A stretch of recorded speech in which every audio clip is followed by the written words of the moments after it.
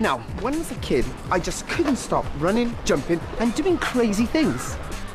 Kids in the 1970s did twice as much exercise as they do today.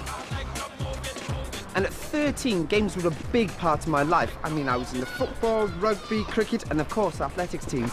But nowadays, things seem to have changed. 3,400 playing fields have been sold off in the past 10 years.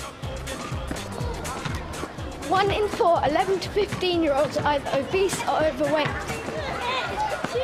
Even though the government says kids should have a minimum of 5 hours of PE every week, a recent report said that they need regular exercise every day. So my feeling now is things have got to change. Now this may be one of the conventional ways to keep it fit, or this. All this.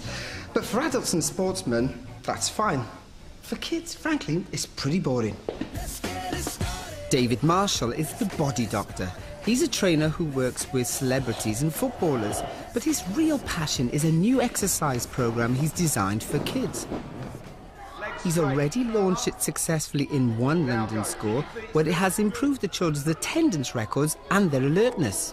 Hello, Colin. Hey, how you doing? You arrived? Yeah, not too bad. Now, why did you come up with a program for kids, and what inspired you to come up with the ideas? Well, I've got a child, and I've worked on this program for a long time with a friend of mine who's an osteopath, and it follows the movement patterns that children have from infancy upwards.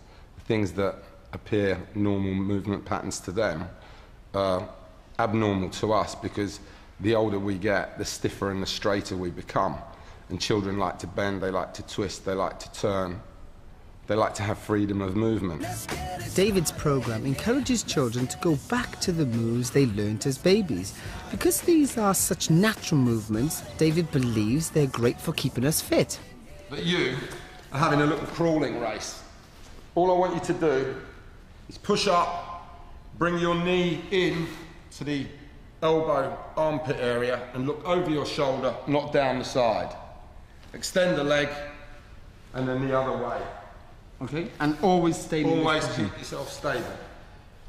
Anytime? Go. Now, you're twisting, you're turning, you're pushing, you're pulling, you're supporting part of your body weight, so you're developing strength as well as flexibility. Now, for me, coming from the hurdles, this is quite a natural and easy position for me to get into. I can imagine people a little bit stiffer than myself would struggle.